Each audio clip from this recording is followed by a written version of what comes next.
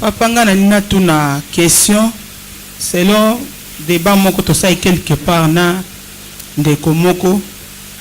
Est-ce que muto asa komi déjà ko salela nzambe?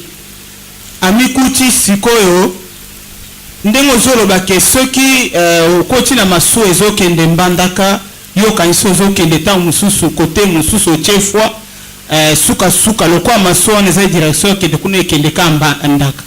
Siko ndeko wana ye asa yebi nzambe selon ye alobika asa yebi nzambe amikuti asa yebi nzambe mais eza ba makambo mususu oyo yazoko kakotika te aza déjà serviteur de Dieu. Siko muto abongo akomi déjà pe côté ya batu ye déjà so akomi komi mona mote ye déjà eloko bakoyebisa susu eza te mais aza ba makambo moko oyo ke azoko wakotika ngote muto abongo akofanda na ban bate ya nanu pour akende na avion ya solo wana ou bien faut continuer kana mensonge ne wana. Merci. Soki otamboli na baglise belé okomona batubele bazo prêcher parole de Dieu asala makambo a éviter pourquoi azo sala oka ba pesi modérateur azo modérer bandi shibara tabara hasha so tuni ezanini yepa éviter so tuni me kasi na mukanda acte bien masanga mi volume asate masanga mi ko so tuni mais na mukanda acte to moni ketango bato banda ko sala parler en langue et bazaki na interprétation yo ezangi interprétation ngana jimika bongo donc azana argumenté. Alléluia. Okomona ba biso bazo prêcher pas passer à prêcher la foi, à prêcher la loi, à prêcher la grâce. Pourtant que Bible lobby bato bazana ngolu bakoko vivre nini bato bazana kati ngolu bazo vivre la loi te ya sangisi azu ba loi ya bayuda azu asangisi bato wana bazali bato quand même bazana baebi côté ayebi makambo mais ayebi yango bien te bakolo banalité ki avanda na ban omona bande basaka ba formation bazwa bato bato mususu basi bayebi makambo ta ba service militaire bazui ba soldat moko ba former bango le sus po basala makambo so ezali malamu koleka ndinga liboso. Amen. C'est-à-dire bakoki akoza so transformer. Prêcher c'est un don. Parler de Dieu, servir Dieu ezali cab. Mais il peut quand même yemoko à se faire transformer pour que tant on vous a transformé akoko changer. Il faut que vous encourager na makambo na nzambe. Nazo ba serviteur de Dieu moko abenganga lobi abanda église da ekala na lolenge mususu ya kuta utaki. Mais tango abandi kolanda biso na télévision na radio ayoki changement mususu ya makambo ya koteya alobite amekanu komokulanisa ba verset to pesa soki eza solo alandi amoni ke verset wana eza solo directement a changé à vie na kati église abandi komema bango na ba vraie parole atiki nzela mabe. Amen. C'est-à-dire mutu akoki kosala à partir du niveau azaliwana a modifier makambo oyo senga. Mais qu'est-ce qui se passe? Ils allaient que bato bazo boya ko za transformer, c'est-à-dire mutu azo bouter. Balebi c'est bien que la dîme c'est la loi. Atangi pe ba comique c'est la loi. Alors bi mafou papa na ngai o atenga mo banzambe alia kijini na koyango a se révolter abi ba komi na Malachi au pesier ba verset à Nouveau Testament atangi pe bien ba yebise que Malachi c'était la loi to komi na grâce a bouder a se révolter. Amen. Je connais un homme de Dieu. Il fut mon ami. Tout sur le solanaye, ayoki ndenge nazo prêcher, abi non. Mukomu à 8 ans, alors bien ça na poussa to kuta naye, to me kusala débat biblique. To zo ngonga munene pour kusala débat. Na pena mi pesi ngo yepe mi pesi ngonga to vandi. azaki za muté ya giza munene na kisasa tant to bandi kosola mais azaki adjoint ya pasteur titulaire na kacha kosola abino pasteur Richard au convaincre nga à 100% que boeza mabe et pas bango basi bateyaka na prouver que moi c'est à côté autorité le colomba te pendant côté na PC ba verset nyons abimisi ayi alabi oui vous avez raison toke boye na makambo ya jim na loki tous les versets où ils ont la Bible na PC abi vous avez raison na kene ba nyons abino l'homme de Dieu mais ce qui coche c'est quoi ngai kuna nazali musala nzambe monene et nakomi mutu monene moye natika kuna ezate nandimi ke o eza fou so ça eza fou mais na kozana kati église na biso wana so ba pisinga matea abana kote so matea beauté na kolinga na te ya kaka oyo c'est petit papa passer wana mais so ba tinga pante mambo ya gym mambo ya basi kote oyo na koboya a trouvé que mutu amoni vérité mais aboye ko se plier. Alléluia. Amoni vérité aboye ko se plier. Abina ko se plier te. Na fuka maliboso vérité oté. Mais Job alobini na plier volonté na ngai. Na miki tisi pona ko tosa na kangi ya volonté pour ça la volonté nani. C'est difficile. To senga pona bato ya bongo. Base ou décision parce qu'on est suivi partout. Matin, nous sommes internet, dans la télévision, dans la radio. Tout ce qui est dans bongo, basa la effort. Il y a que bongo la montée. Amen, amen. Il y a que modifier comportement. Laissez-moi vous dire une chose. N'a pas passé Richard, n'a pas parfaité. Je ne suis pas un homme parfait. Je suis un homme, un saint. Alléluia. Nous avons nous santo na justice à Jésus-Christ. Tel ndinga na zaboy. Atangai na sali likambo wana ya mabe. Mais quand il faut prêcher la vérité. Parce que ça que mabe, le quoi yo sali likambo wana na ko pesa exemple. Na soya na masana nanda. Siko na église. Basi boto sa mibali. Basi boto sa mibali basi mabe. Donc maté wana même nzamba ko yamba ngote. Pour les communes, Mbouakela. Vrai ou faux? Il faut m'appeler à mon appel, m'appeler à ça, mon bali mabé, pour la refaire un an. À moi. Si on a un côté, n'a pas comment mon bali a commencé à l'effort, quel que soit moi, ça y est, ça y est bien. Et à soit la taille bongo, et que vous connaissez mon moi, ça va là-bas. Ah, à minimum, plus que ça, ma paix. Mon dégât, t'es beau. Il peut un peu certainement raison. Mais ce qu'on a signé, Nico, à Manisco, le rapport a changé. À ce moment-là, maté, ils ont maté à ma baie. Alléluia, alléluia. C'est quoi ton lobby? Bateau bazana jarwana ata au sali pas. C'est quoi la parent? Moboti amimba na ma baie. À comprendre que vous avez que na bana ngai za ma baie. À côté de ça moboti te. A uzaka moboti. Mais à kobenga bana. Amen. Nzela na tambose kibino ezakirer. Siko kubandele to wana kotambola boye. Mais bato bazo boya bana bakoseka ngai babina ngaka kala yo même si na re bandakal mais non il y a des courageux au bakwa kosala makambo wana. Papa naza des questions nazotuna pona toyebala toujours compréhension na kati ya Bible po parfois tozala ma ba difficulté pour comprendre makambo mosusu. Amen. Avant tout nazotanga na Matthieu chapitre 6 na banda na 31 na usuka tina 34. Ne vous inquiétez donc point et ne dites pas que mangerons, nous que boirons, de quoi serons-nous vêtus, car toutes ces choses, ce sont les païens qui les cherchent. Oui. Votre Père Céleste sait ce que vous avez besoin. Cherchez premièrement le royaume de ciel, de justice de Dieu, et toutes ces choses vous seront données par-dessus. Ne vous inquiétez donc pas des lendemains, car le lendemain aura soin de lui-même. À chaque jour suffit sa peine. Amen. Première question, papa. Bato babanda ko prier tongo ti pourquoi? Est-ce que va se référer à la 4 verset ou bien wana bango basa na ndenge na bango? Deuxième question. Na ndenge biso makambo loi na temps de grâce.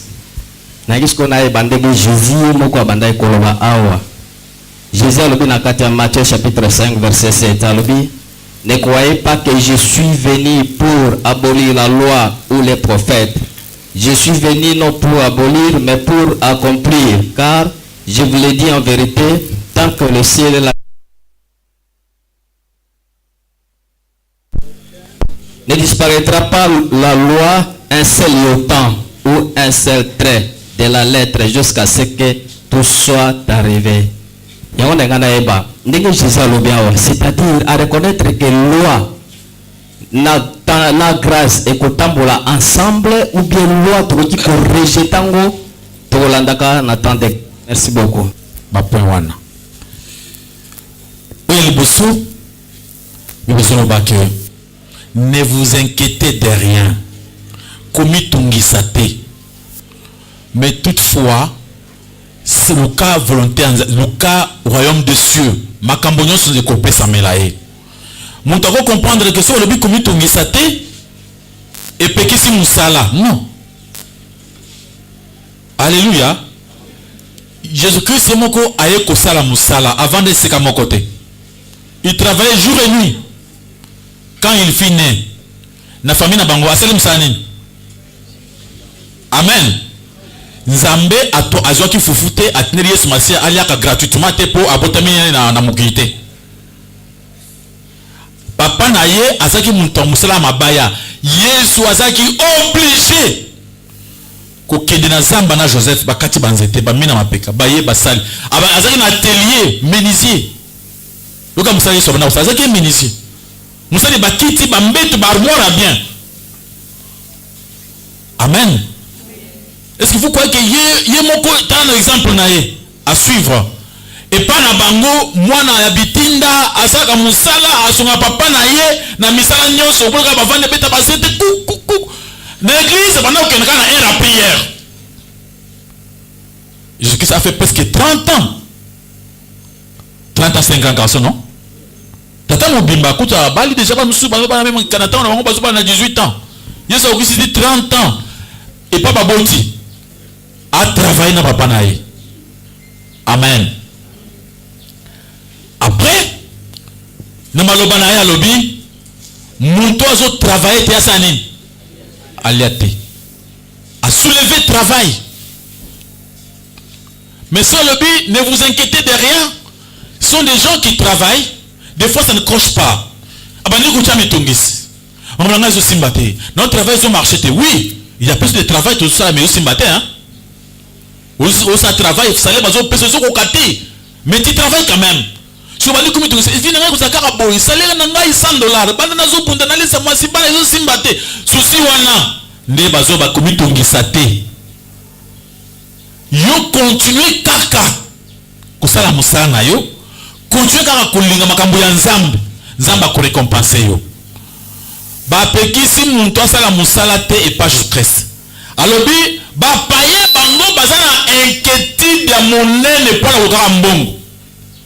C'est quoi? Bango bakotaka okomona tout ça même bakisi hein pour avoir de l'argent. Ba paye ça mutu moko azo travailler mais azo mbongo te mais azana souci moko pona mbongo aza mal à l'aise. Bato bongo même makamza mata ozo te du matin au soir et kotaka bango te. Pour y azo kanini mbongo. Donc, présenté au Kanake, Yesu a se contredire. Apôtre Paul, c'est notre apôtre. Pourquoi on attend un apôtre Paul? Au biseau, ceux qui sont des chrétiens, les lots, Moutoua a été abisso Zanan. Paul, au bâtiment d'apôtre à côté abisso. C'est notre apôtre. Attends, ici, ce exemple. Azo continue qu'on semble la boutou moi. Mais, ce bassin de Moussa va travailler à Bino, Timothée et Bozera. Des fois, Paul a dit que battante, travail. Est-ce que Erwana, Paul a dit prière, c'est-à-dire prier sans cesse, chercher le royaume des cieux. Il a dit que penser nayo et ça continuellement en contact avec qui? Avec Dieu. C'est-à-dire apôtre Paul Azaki Akenazamba. Akati banzita zo manzembo ya nzambe nzambe oza malamu nzambe oza bolingo akati nzete apôtre Paul zokwana achena mapeka na ye apôtre Paul aina nzete tina lopango mutu un païen Moutona semble la rater. Asali et moi payota kitoko. Asali moutona futaye. Moutona sanini. Afute moi pata. Apôtre la tienne approche sanini. Akei. Yo quand c'est quoi yemo ko bana ogende ko sala. Ba Timothée basala rater. Ça défend abé petit. Il ne peut pas que nous sala musala longa pena leminano. Vous n'avez pas que sala musala tous les ko lia. Abi apôtre bana ko sala musala église, bazana muntu opesa ba mabonza malonga te. Ba moni que ceux qui ba vandi bazeka mabonza ba okufa. Ba ke ko travailler ba soutenir kaka église. C'est-à-dire le travail est la capitale. Alléluia, alléluia. Alors ceux qui musanza ba lebi lokola ngala ko musanza me na vanda na bondela. Nzambe banji mi bosunga biso to dia. Wana ko sana na le chemete. Biso to la mundimité. Somo to bumaka. Vous allez génération apôtre Paul. Amen. Alors bi vous allez imitateur nanga lokola nga personne. Oui. Bakangi Yesu masia na nzela pona makambo ya pako. Boko lega ate bofuta autant. Babeti maboko na poche eloko ezate. Yesu abi na Pierre. Keneti na mayo ke de koloba. Ils ont travaillé. Mais c'était simple. Mbongo et masi passe la magie. Apesi mutona balekisi. Bavandi. Bazeli Pierre azaka pécheur non? Pierre bango bavandi wana bakangi bango. Pierre aketi na mai soki zaki koteni mai zalaki. Azindobo abandi kozela mbisi. Abandi koluka mbisi. Ti ayoka mbisi moko abina kati ya mbisi wana bayi kozwa mbongo na kati ya mbisi. Omuntu ke po bazwa mbongo il fallait bakene ti na mai koluka mbisi. Amen. Donc nzamba linga apona ozuwa il faut ça nini? Oluka. Ça dit ce qui va bika il sont bika plus quoi ça la mamoko a mis ça mbongo ya magie a pesi ba bako ba fainéant. Il essayer ça qui met en place en vraiment. Azana ki mbongo te ma papa mba mitipe ngo komi ebele bato balé sur place. Et c'est qui monto ki les embaté. Mais pour l'argent kende koluka. Alléluia alléluia. Matthieu 7. Matthieu 5. Yes, je ne suis pas venu pour abolir la loi, mais pour accomplir. Ça ne serait pas bien accomplir. Koko kisa. C'est-à-dire, banda loi et salama. N'a pas accomplir en côté. Moutou moro, c'est-à-dire akokisa te. Moïse. Akokisa loi te. Azopo mnanzambe kutata na kuna te pani pona akasa loi. Abébisa loi. Les seuls hommes, c'était Jésus-Christ qui avait accompli quoi? La loi. Je suis venu pour accomplir. Il dit ngana eko kokisa yango. Il dit nana ba kokisa ngote. Ngana eko kokisa yango. Abi banda loi moko te collé. C'est-à-dire sans que kokisa. C'est-à-dire malkambo nyonso comment na Bible. Eko kokisa manatango yango moko. Le balaba ki yeso robota ma botami. Yesu akufa na kusu il faut akufa. Yesu akufa na mibi mibala il faut kufa na mibi mibale. Umunika ndenge bakomaki wana ifasa ende sa nini? Eko kisabi abinyo so za na Bible sa nini? Eko kokisama ndio azodo bawana. Après pour comprendre que il y avait un changement par rapport à Mazolo banawana na zuka kaka Matthieu 43 wana.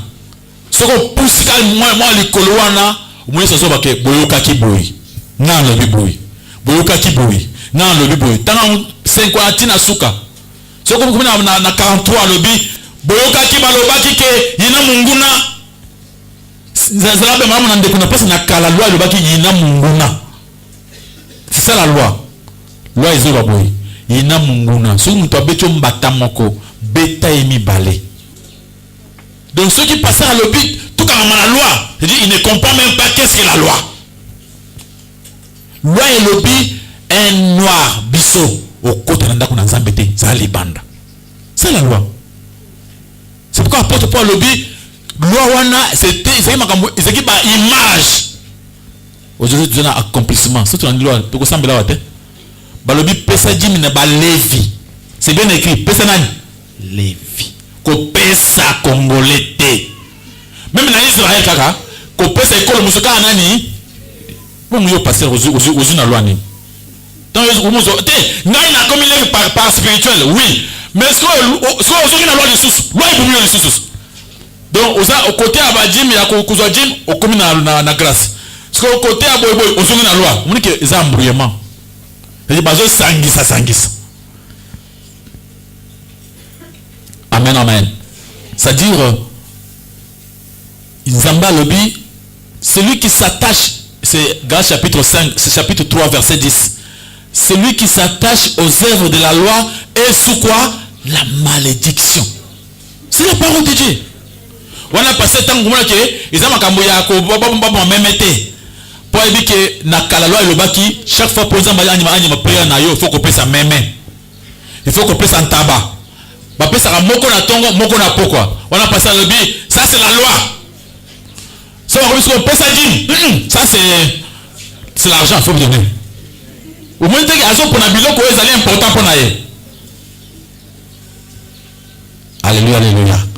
Normalement, la loi et la grâce, tout le monde a ok. Zambé mouka lobi, vous kaki boy. Non la lobi boy. Sur Hébreux chapitre 7, ils ont confirmé. C'est mon côté verset 11. Et t'as ici que, bah changer la loi ya kalapa après la loi ya sika. Hébreux chapitre 7, verset 11. Chapitre 7, le verset 11 à 12. Nous lisons au nom de Jésus. Amen. Si donc la perfection avait été possible par le sacerdoce lévitique, car c'est sur ce sacerdoce que reposait la loi donnée au peuple. Était-il donc nécessaire qu'il paraisse un autre sacrificateur selon l'ordre de Melchisédek et non selon l'ordre d'Aaron? Verset 12. Car le sacerdoce étant changé, il y a aussi nécessairement un changement de loi. Alléluia. Balobi wana bien. Soki makambo ya kare ya loi ya kalezaki important. Mbele Yesu ayakite. Lokola Yesu aye, je makambo ya loi kala ya bajime banene za ya mabe. C'est pourquoi lokola balongoli yango ba pesi loi nini ya sika bakomi. Mais muto ya makambo ya jim na ye akolinga wana te. Akuboya ba verset wana nyonso. Mais akanisi ke soki muto apesi jim te akopesa makambo na Nzambe te. Paie ça volontairement, comme tu veux, avec joie, sans souci. Ce qu'on peut si mouké, au pambola maté. Amen, amen. Au pambola paie mouké. Au peut si ébélé, au pambola paie ni ébélé. Tout dépend de toi-même. Relation de père, père et fils. Papa Nabana. Vous avez la parole. Exemple, par rapport à la notion, il y a Israël, depuis 1948 à 2018, ça qui promet, c'est pas Jérémie, Pena Daniel. Babi que nous avons basé la carte vérité parce que fin du monde de Gonzalate, ils allaient juste que nous sommes koufi fin du monde de Yamouana. Alors par rapport à les États-Unis, ils vraiment Jérusalem comme capitale d'Israël. Est-ce que ceux qui sont salami lelo, est-ce que guerre ya ba chrétien na ba musulman et gozala? On a première question. C'est rapide pour la question de pose ou soit aucun malin mingi. Deuxième question ça par rapport tout ça qui moi partage moi encore par rapport avec ça Hébreux 7. Yesu qui quoi bonler qui quoi accomplir. Ce qu'on a Hébreux ici ce que non a qui vraiment pour changer. Ce qu'on place en compréhension justement argument pour que nous tous ayons meilleure compréhension. Tu expliquer quoi accomplir et là kokokisa. Quoi abolir et là kobuma. Ko bébé c'est ko kata, ko détruire. Amen.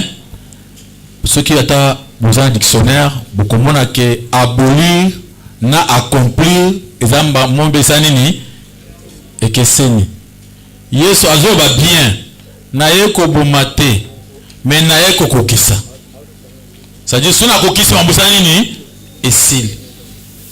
C'est-à-dire on a expliqué il faut comment qui est sur kobota mal ko yeso abota mais kokisa mis abota masu lobi te abota misi baloba ki yeso akufe la biso yeso akufi esa nini e kokisa mi sko musko abatuso lobi yeso muso akufa lisusu wana esili asa ese kokisa mi après alobi maloba nyonso na loba e kokokisama maloba nyonso nzambe e kokokisama tina suka adi ndenge balobi na question retourner ke bango balobi ke fin du monde kozala te yesu alobi epai ya papa bisika nani eza nini nakei na ndenge akei na nzoto abi nakozonga nakozwa bino tokende wana maloba nzambe amen. Apôtre aza koexplike abi bakobeta ngonga bato bakufaki na yesu bakokende liboso bato bazaki na bomo bakoza transformer. C'est-à-dire il y aura un grand changement physiquement comme ça bazomona parce que les vivants aussi bakomata na enlèvement. Et Yesu a expliqué au royaume à 1000 ans a expliqué qu'après 1000 ans il y a la fin. Ça c'est expliqué. Bible zobanini lo mabele nyons onalo la nzamba kotumba univers o poisa ya sika. C'est sa parole. Nous voulons être transformés par quoi? Cette parole de Dieu. Le soir tu me lobi bakakila bango ya mike oh ba Israël bomoni bitumba guerre du monde tout ça on za bakakila mike. Nous les chrétiens tozana mamoko na ba musulmans te. Biso tozala enlèvement. Nous avons la promesse avant que grande tribulation, avant que bitumbe bande ya makasi à fin du monde, biso tozala comment enlevé. Et à ce moment-là, et vous trouvez les chrétiens oh bakolinga bakobika par le sang, c'est-à-dire bakopekisa ki christianisme na mokili mobimba. Et comme on le dit naza chrétien bakatio matoy. Naza chrétien bakatio maboko, bakatio misapi. Bon bana okota na ba école naza chrétien atokate maboko. Parce que Bible zo banini bato bakonye parce que oh batikali amba basaki bato amasumwana. Oh bakolinga bakata bango maboko bakufa pona Christ ndebo kana sumne ko na nzambe. Ah ouais ça a offert. Plus tard comme difficile pour comme Christ. Ndezo rakabiki maloba na nzambe bakopekisa mamo passer la terre bakopekisa ngo. So tu as la tendance ba pouvoir za tendance ba pekisa religion, ba pekisa christianisme simba raté. Ba za tendance ba tele na christianisme. Liboso awa après l'enlèvement bakopekisa ba église, bakopekisa ba christianisme, bakopekisa on libéra. Donc bakuti ozo sambela ba papio machette. Et comme bon. Amen amen. Tanga ba livre longa na histoire ya kala oka ke ba Kristo kala ba makasi avant ya mataboy bana ko ba makasi loi yeko be mati ba pe soin liberté mais yesu alobi côté asuka ba ko sala enlèvement après ba commencer autoriser au monde chrétien kata mutu donc c'est difficile ba ko pekisa o ko sala musala te na biwo moko te soko za muntu ya sans occulté awa taba prison tout ça ka nambo hein mais liboso awa classe pour abana boko ta classe ba faut boza na kindoki boboy kindoki bo ta classe te ata bozaki na lupango ba balongoli na lupango wana bla libanda pour boza ba to mbosa mbela nzambe awa zan bien liboso ba komi bongo ba bengo la grande tribulation c'est votre lobby les histoire ya 10 vierges 10 vierges 5 ba okende 5 ba osani ba otika bazaba ba vierge c'est-à-dire ba chrétien ba okende enlèvement nde ya liboso ba kewana ba chrétien ba kotikala ne ba chrétien bazaki na buzoba asambeli muke abeti mwa kwenkuna asama monaye azongi abeti mwa prière na ya boywana après zambeli limbisa ngai tubela raté limbisa raté bako se trouver ce qu'on a la grande tribulation mais le ko la bayebi yesu bako biso sata ata yo to sani ni to kufa bako kufa mingi so tangi bi ke babi ke bakuya ebele na makile zo tanga pona ko ndima nzambe bako pesa makila ba abakati akufi po akota lola e koma bongo na oki ocholo ba ko répondre papa au lobby qui est au pesa na esengo donc na lingi na tuna boy ba offrande au monde dit ezalaka ko pesa na Ancien Testament toté pour toya na Nouveau Testament na mabonza wana nyonso ba offrande bomo na ba dîme to écarter kaka dîme to tiki ba misusu or au lobby qui est Ancien Testament eza déjà annulé tout ça est le Nouveau Testament mais na kati ya offrande wana nyonso to longoyi kaka dîme to tiki misusu tozo pesa pourquoi merci na banzi na Matthieu 5 oyo papa oti kotangela biso Yesu alobi na ko accomplir parole de Dieu. Yesu azo continue koloba makambo ebele.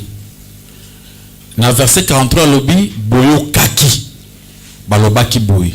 Na alobaki bongo Moïse. Amen.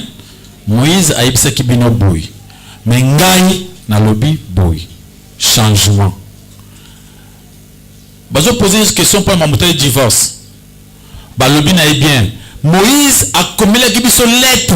Abaki to comme lettre pour divorcer na mwasi. Yesu alobi pour na sikoyo moyen basi so ba lettre de divorce ezalité au moins que ça makambo ya kindumba et pas mwasi.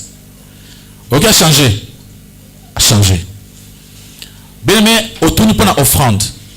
Balobi offrande volontaire. Dans l'Ancien Testament, volontaire. Et ça dîme. La dîme, c'est une obligation. La dîme, ça dit chaque fois qu'il y a aussi, il faut ça. Pas ça 10%. Mais quand on parle de l'offrande volontaire, ce n'est pas une loi. Ce qu'on lui a ça on est besoin de donc, oyo lingo pesa. Et ça dans l'Ancien Testament. Ceux qui ont lingo pesa au pesa. Ce que opécité, aux yeux sous-moutés, pour les années volontaire. Mais dîme, c'était la loi. Mon toit dîme du bosso, c'était Abraham. Après ça, on parle la grâce. Après ça, une seule fois dans sa vie. Après ça, les sous-soutés, dîme qu'on a koufaki. Amen. Et ça, dîme comment? Volontaire, non? À Sarango, yemoko. Ils ont mukanda ya Exode 14. Vous avez verset 20. Abraham a payé dîme. Et a payé ça pas nani. Et pas Melchisedec, le roi de Salem. Mouton Nazali n'a papa, le sans père, sans mère, sans généalogie, il n'a ni commencement ni fin de jour. D'après Rosanan Nzambe. Dit Abraham a n'était pas pasteur kingani papa pasteur na biso na après ça bon côté c'est ça la dîme ba pesaka na grâce mukanda Hébreux 7 chapitre 7 il m'a dit expliquer na verset 5 et lobi monto biso dîme to saka ils allaient selon la loi auto ça na ba Lévi verset 5 il y a Hébreux 7 lobi que to pesaka dîme et pas ba Lévi selon la loi.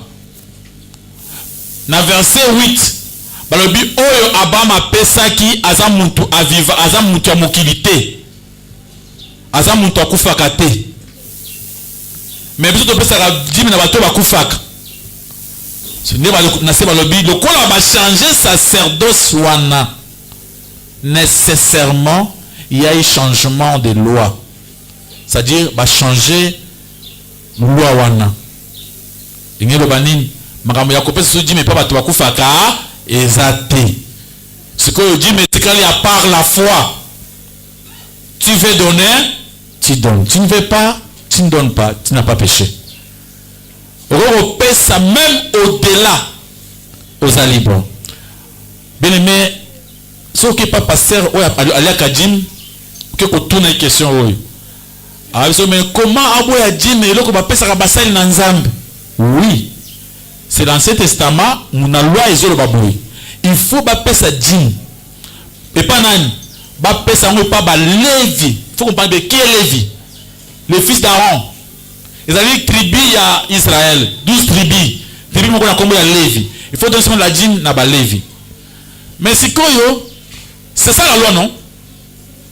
Alors, ce pasteur-là n'est pas Lévi. Lui n'est pas Lévi. Et c'est rien comme un Lévi. Parce que la loi ne reconnaît pas. Jusqu'à aujourd'hui, dans Israël, la dîme se donne toujours au Lévi. Mais est-ce que le pasteur qui n'est pas Lévi, comment il doit recevoir cette dîme?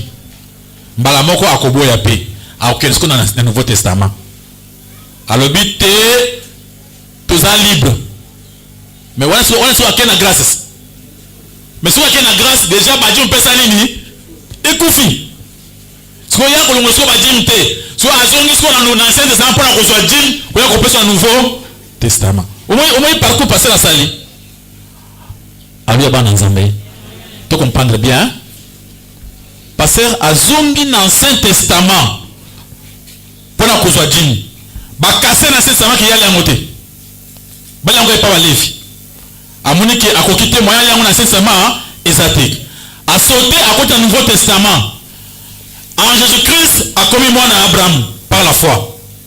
Est-ce qu'il a commis Lévi? Vous avez mon Abraham par masse. Je suis un peu mon Abraham par la foi.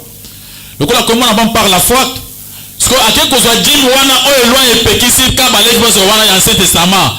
A même dans le Nouveau Testament. À ça, le parcours Moko Yamabe. Le problème, c'est quoi? On vous a enseigné ces choses depuis que vous avez Mouki. Peut-être dit pour qu'il y ait des bossos, bataille de Malachi chapitre combien? 3, Balobisoko, peut-être dit mais ce qui aux yeux Bible, Yumoko.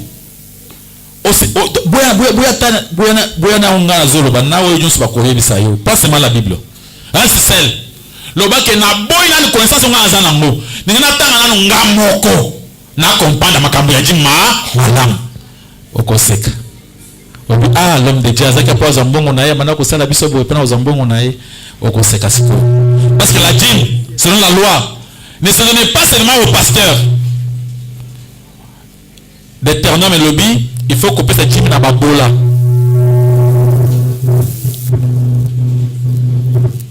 Pourquoi nous tenons aussi bien aimé? Ok. D'Éternel et lobby, pesa dîme na babola. Pesa dîme na bana bitike. Zopedi Moussous, Yopelia. Est-ce que mon frère, depuis que vous avez sambe là, c'est bataille que vous avez dit que ça va bola. L'église n'abino. Ça ne se fait pas. Un pasteur ne peut pas dire aux gens, Zoadim au pesa va bola. Il y a 3 dîmes. Il y a dîmes, il y a pas pauvre. Aux yeux dîmes wana au pesa pas pauvre. Pasteur a lien côté. Il y a dîmes, il y a pas pasteur, il y a pas lévi. Il y a dîmes, il y a oyo mokopé folia. Mais pour que les gens qui ont posé la dîme étaient des égoïstes. Ils ont posé ma bataille, c'est ma dîme, oh ya que yaza, ya comme Lévi. Mais oh le but que pesa les pauvres. Jamais bateau côté na kati église moko dîme ba pauvre dire na ka côté. Mais na Bible ezali, na Ancien Testament wana. Vous comprendre na 22. Ba le but zwa dîme yo pesa babola. Donc verset à 2 Corinthiens 6 et 3. Verset 13-14. Pour tout à c'est bien aimé à comprendre que Mount Oyo atikali na loi aza flou. Ou atikali na Ancien Testament aza flou. Parce à comprendre pour le moment, pour la biso chrétien, Ancien Testament ils allaient qu'on servir biso d'exemple. Mais biso il faut comprendre vraiment le Nouveau Testament. 2 Corinthiens chapitre 3 verset 14-15. Je ne sais pas si c'est le verset aux autres que 3, 14, 15.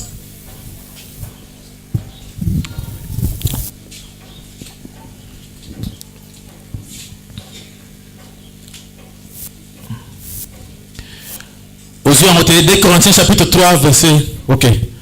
2 Corinthiens chapitre 3 verset 14. Ma banate en 13. À partir du verset 13. Et nous ne faisons pas comme Moïse, qui mettait un voile sur son visage pour que le fils d'Israël ne fixe pas le regard sur la fin de ce qui était passager. Verset 14. Mais ils sont devenus durs d'entendement, Car jusqu'à ce jour, les mêmes voiles demeurent quand ils font la lecture de l'Ancien Testament et ils ne s'élèvent pas parce que c'est en Christ qu'il disparaît. Avancez. Verset 15. Jusqu'à ce jour, quand on lit Moïse, un voile est jeté sur leur cœur. Alléluia. Je me suis trouvé devant un monsieur qui a beaucoup étudié, un docteur, un professeur de l'université. L'église Nabango a fidèle à Pesaka Jim. Tant que ça a débat sur la Jim, il ne comprenait pas. Il ne comprenait pas. Mais tant on a vu que professeur yo samu totanga mingi na zana posa ba verset o totanga ngo yo o expliquer nga le kolanza étudiant yo za ko expliquer nga. Et tango atangi aseki. Abi mais comment mais bino boza ba ventilier nga ce n'est pas moi. Ils abaninga mingi baza ba ventilier. Parce que ce que tangi kaka Bible, on comprendre que il y a beaucoup des escrocs. Ba ti kazaka ba pasteur, de menteurs, o ba to foka mera le bosso na bango ba miyibi. Donc ceux qui oboyi komuna okotika la esclave ya bato lokuta. Alors il faut se révolter. Ne se donnez pas à une personne ou à ce moment à mensonge. Jusqu'aujourd'hui, quand on fait la lecture de l'Ancien Testament, on ne peut pas comprendre les Écritures. Et pour comprendre les Écritures, il faut seulement lire quoi le Nouveau Testament. Quand on fait la lecture de Moïse, c'est ça la dit. La loi. C'est cette loi-là. Loi est péki si kolia mbinzote. Et vous mangez les mbinzo. Loi est péki si ngolo. C'est interdit dans la Bible. Loi est péki si ngolo. Mais tu l'as ngolo, non? C'est quoi ton kolia? Parce que nous voulons savoir manger de tout ce qui se vend au marché. Alors, vous ne passez ngolo allié, mbinzo allié, mais tim. Dis-moi pourtant que balobi ou azo prêcher parole de Dieu yo pe ça nini pesa épée par yambongo zanango. Tu peux prêcher cela. Pourquoi mettre seulement les 10% là? Il y a beaucoup des offrandes aux un Nouveau Testament. Apôtre Paul balobi donner avec liberté. Abi faites des collectes. Comme ça des collectes toujours une fois nous ça on a mis tout ça collecte. Mon tout ça repose selon dengue aligné selon sa propre volonté. Et la Bible dit tant même nous opé ça ba ko beta trompette té mon to yebate que moi je donne autant on a l'église passer lobby na 100 $. À pécher ma casse contre la parole de Dieu. Mais yo autant en verset 1 on va passer na zolo bango otikali indifférent. C'est-à-dire otikali lâche. Un lâche, c'est-à-dire à taille de vérité, il reste toujours lâche, il ne bouge pas. Ne soyez pas lâche devant les hommes. Amen, amen. Révoltez-vous. Même moi, je ne demande à personne de me faire confiance, mais de suivre les Écritures pour voir si ce que je dis est vrai ou faux. Moi, je n'oblige personne pour qu'il croire que ma maman a solo. Mais tu vérifies les Écritures. C'est pourquoi on autorise aux gens ici de poser des questions pour ne passer peut-être un limité au lobby. C'est parce que je vous demande de ne plus faire confiance à 100%, de vous confier qu'à la parole de Dieu. Maudit soit celui qui fait confiance en l'homme. Alléluia. Maboko makasi par le comme on a collé ici. Zamba pas bien aimé, tu es courageux, c'est pas la première fois que tu es là pour poser question. Zamba pas bien courage na yo. Ceux qui continuent à poser la question bongo au comprendre ma manzambe malam. Zamba pambola yo ndenge persévérer na moment où il y a la question. Banda ko bonda pa na etino tikali kenzambe asunga yo. Nyonso le kamalam gonga oyo pesi Nzambe a récompensé yo pour sambe na komo le masia.